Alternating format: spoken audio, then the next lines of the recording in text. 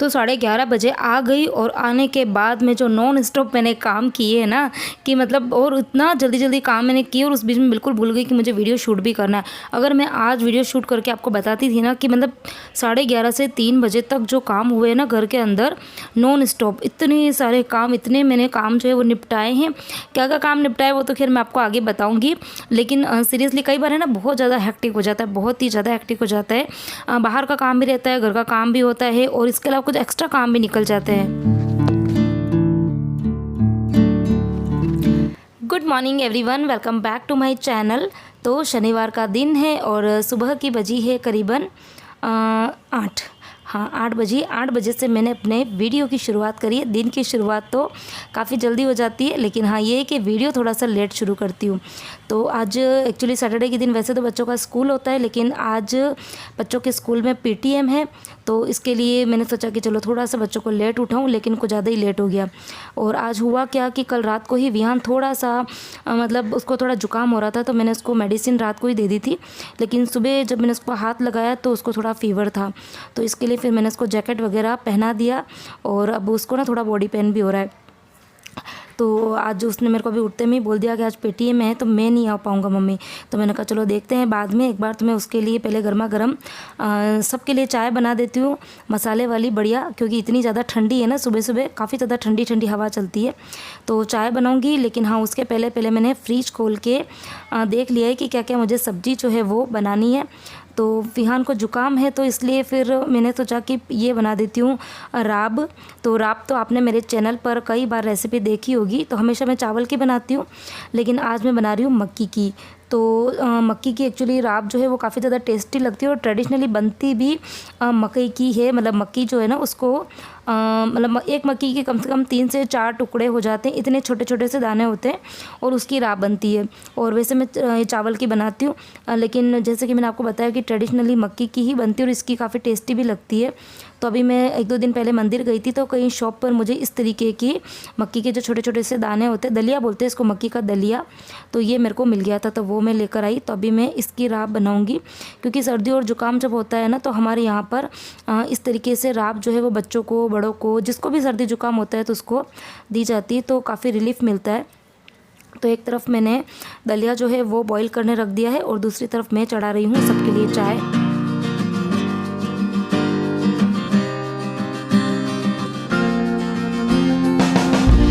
अच्छा पहले तो मुझे लग रहा था कि 9:30 बजे की पीटीएम है तो आराम से काम करती हूँ, लेकिन फिर ये आराम के चक्कर में इतना ज़्यादा लेट हो गया और अब इतना मतलब 8 के 8:15 हो गई। बच्चों को उठाने में मुझे 10 से 15 मिनट लग गए थे, 8:15 बज गई और 9:30 बजे पीटीएम आज स्टार्ट हो जाएगी, तो मुझे करीबन 9:15 बजे यहाँ से निकलना पड़ेगा।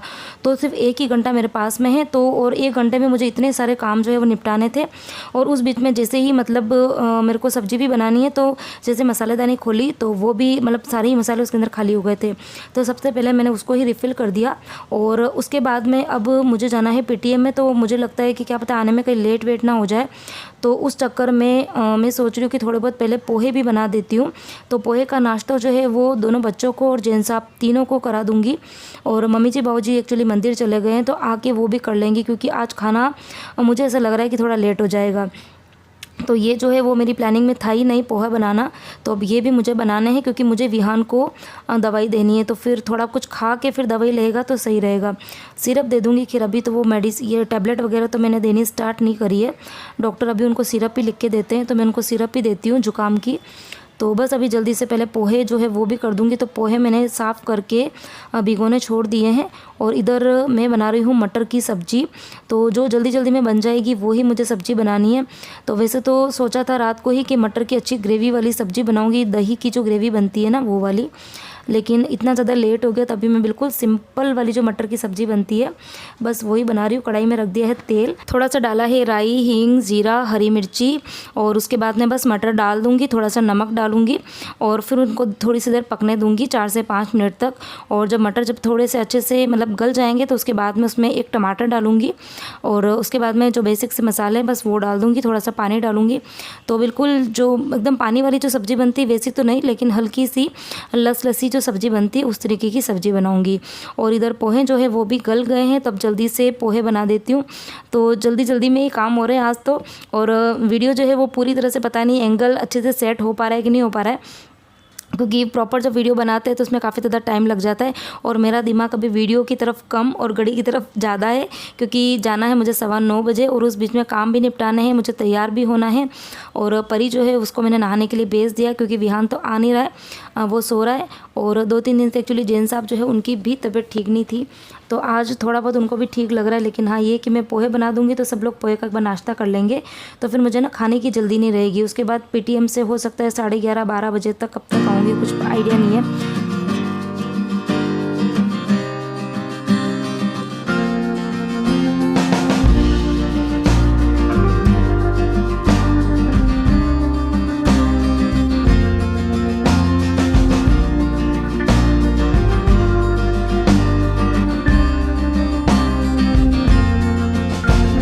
अच्छा, आज पोहे जो हैं वो भी मतलब मुझे लगता है शायद 1 से 1.5 महीना हो गया है। इस बार मम्मी जी बाबू जी आए ना, उसके बाद से मैंने पोहे बनाए नहीं है, क्योंकि मॉर्निंग में आजकल मंदिर रूटीन जो है वो चेंज हो गई है। सुबह जल्दी मंदिर जाते हैं और फिर आते हैं करीबन 10 बज जाती है, और आने के बाद में बस जल्दी से लंच जो है वो ही बन जाता है, तो वो खाना ही खा लेते हैं, तो फिर नाश्ता हो ही नहीं पाता है, तो उस चक्कर में पोहे बन ही नहीं पाते हैं। तो आज भी है ना, सही कहूँ तो विहान के चक्कर में ही मैंने पोहे बनाए थे, क्योंकि उसको दवाई देनी है। और वो भी मुझे ना ही बोल रहा था कि मम्मी पोहे मत बनाओ, मन नहीं हो रहा खाने को, उपमा बना दो। तो मैंने बोला बेटा उपमा तो मैं कई बार बनाती रहती हूँ, पोहे बहुत दिन से बने नहीं है, तो पोहे बनेंगे तो जैन साहब भी खा लेंगे, क्योंकि उनको भी पसंद है। तो बस एक तरफ पोहे बन रहे हैं, एक तरफ राब बन रही है, इधर सब्जी जो है वो भी बन गई है। और इसी बीच में हुआ क्या कि विहान आया किचन में और उसने मुझे पूछा मम्मी सब्जी मतलब खाने में क्या आप क्या बना रहे हो। तो मैंने बोला बेटा मटर की सब्ज़ी बन रही है और राब बन रही है। तो उसको ना राब के साथ में ये सब्जियां जो है ना, वो मतलब दाल कोई बना दो तो वो खा लेता है, लेकिन कोई सब्ज़ी बनती है तो वो उसको पसंद नहीं आती है। तो उसने बोला कि नहीं मम्मी, मैं ना तो राब खाऊंगा और ना ही मैं मटर की सब्ज़ी खाऊंगा। तो अब फिर मुझे लगा कि वैसे तो मैं इस तरह से बच्चे जिद करते हैं ना, तो खाने पीने के चक्कर में मैं काफ़ी ज़्यादा स्ट्रिक्ट हूँ। बच्चे जो चीज़ हमेशा बोलते हैं वो चीज़ नहीं, कभी कभी ठीक है उनका मन का, उनकी जो चॉइस होती है उसका ध्यान रख लेती हूँ, लेकिन हमेशा नहीं रखती हूँ। लेकिन आज उसकी तबीयत ठीक नहीं है, तो फिर मैंने उसके चक्कर में फिर जो मिर्ची, बेसन वाली जो मिर्ची बनती है ना नींबू डाल के, वो मैंने बनाई है। तो बस अभी किचन का काम जो है वो थोड़ा बहुत किया है, बर्तन वगैरह साफ़ मैंने थोड़े बहुत तो कर दिए, बाकी कुछ बर्तन जो है वो पड़े हैं, क्योंकि इतना मुझे टाइम ही नहीं मिला। अभी मैं जल्दी से तैयार हो रही हूँ, क्योंकि 9:15 तो मेरी यहीं पर बज गई है।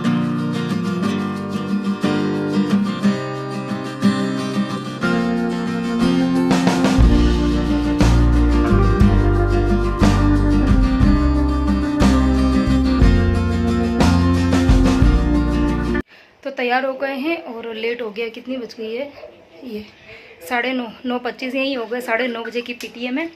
खाली परी को लेके जा रही हूँ, विहान की तबीयत ठीक नहीं है, तो उसकी जो पीटीएम होगी वे मैं ही अटेंड करूँगी। वैसे बच्चे जो है वो कंपलसरी होते हैं, लेकिन अभी उसकी तबीयत ठीक नहीं। परी तूने क्लचर उल्टा लगाया क्या? क्लचर उल्टा लगाया है। चल ठीक है, मैं जल्दी करती हूँ। जल्दी जल्दी जल्दी, लेट हो गया है। रिक्शा मिलेगा कि नहीं मिलेगा नीचे? परी तो दौड़ के जा, रिक्शा रुका फास्ट।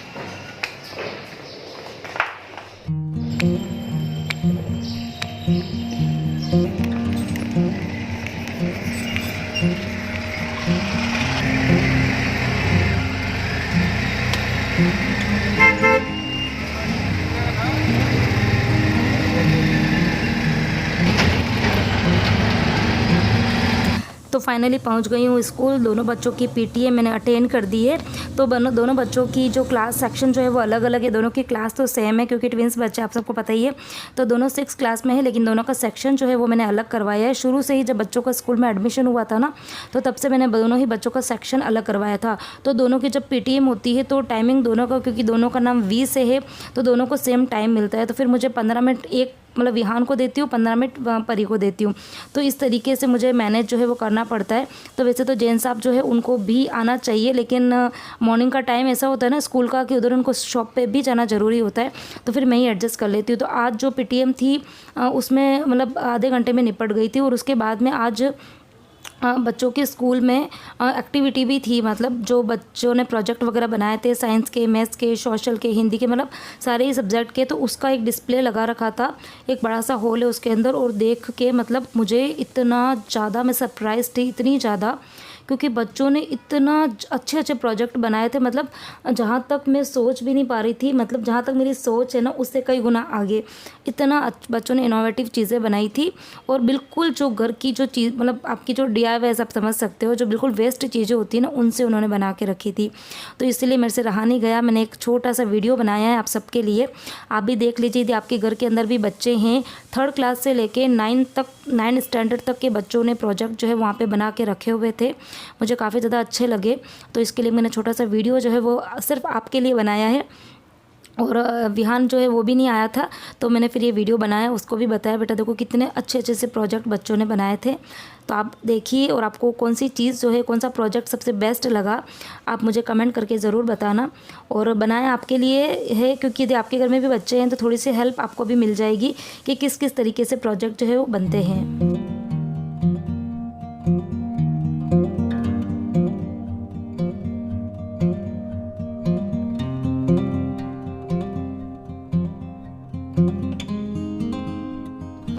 और छोटे छोटे बच्चों ने बिल्कुल वेस्ट चीज़ें होती है उनसे उन्होंने मतलब बिल्डिंग्स बना रखी थी पूरी, मतलब जो हट्स वगैरह होती है, ग्लोब है, आप वीडियो में देख पा रहे हैं, सभी चीज़ें उन्होंने बिल्कुल जो घर की वेस्ट चीज़ें होती है, क्योंकि मैंने बच्चों को पूछा भी था वहाँ पर कि बेटा ये चीज़ आपने किससे बनाई है, ये चीज़ किससे बनाई है।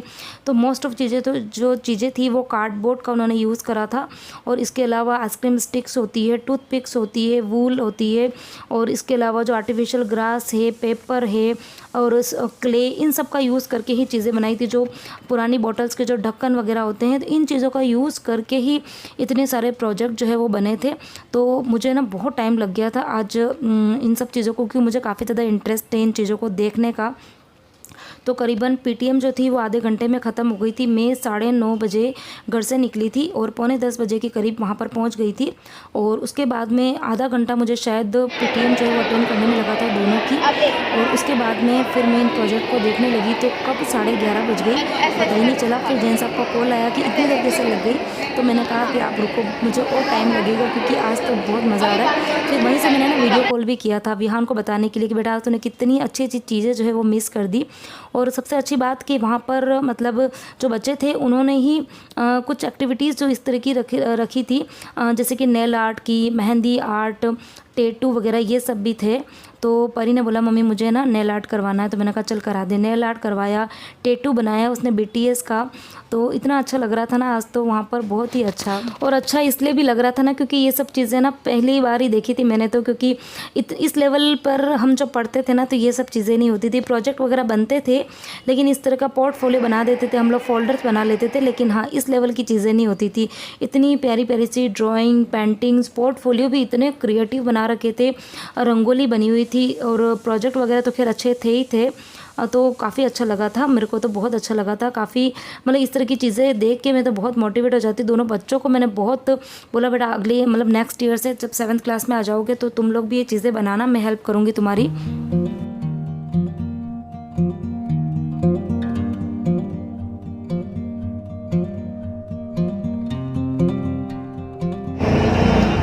तो PTM जो है वो ओवर हो गई है और अब हम रिटर्न जा रहे हैं घर पर। पूरे 2 घंटे हैं, पहली बार PTM में इतनी देर लगी थी। एक्चुअली इतने सारे प्रोजेक्ट थे और उन सारे प्रोजेक्ट्स को अब मुझे तो काफ़ी इंटरेस्ट थे देखने का। और अब बच्चे 7th क्लास में आने वाले थे, उनके बहुत सारी चीज़ें जो है वो काम में आई थी, तो बहुत ही डिटेल में मैंने अच्छे से देखी।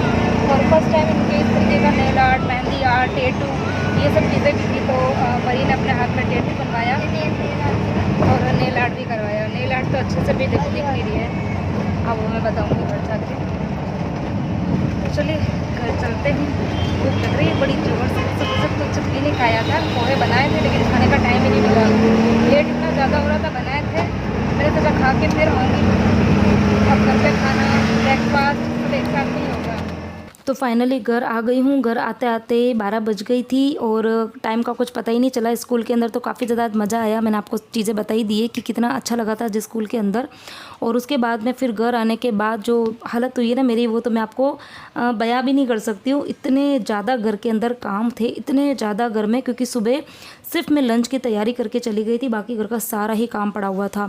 और इधर कपड़े इतने ज़्यादा कल के पड़े हुए थे, तो कपड़े जो है वो फिर परी ने फ़ोल्ड किए।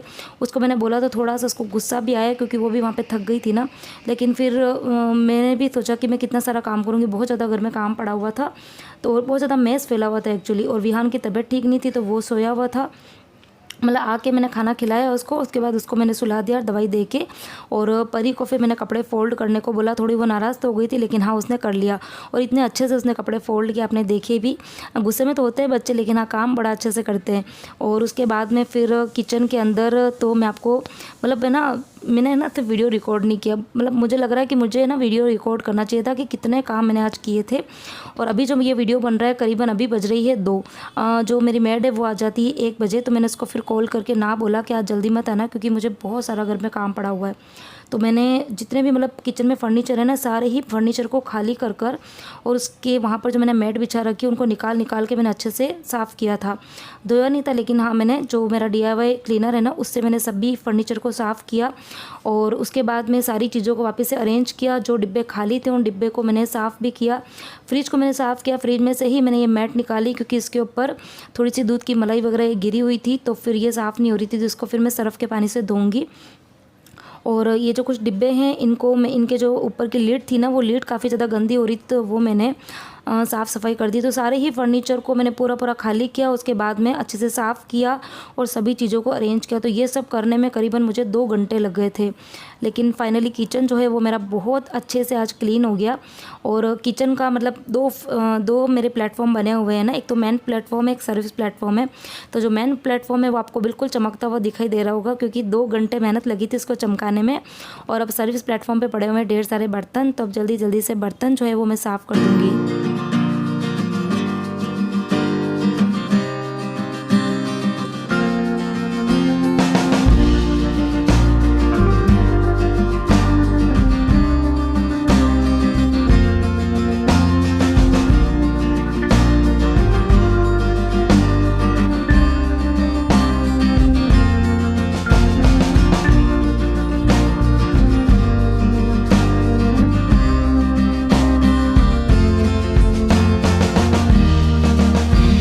और 2 दिन की जो मैंने काम से छुट्टी ली थी ना, तो उस बीच में मैंने बिल्कुल भी मतलब साफ़ सफाई घर की करी नहीं थी।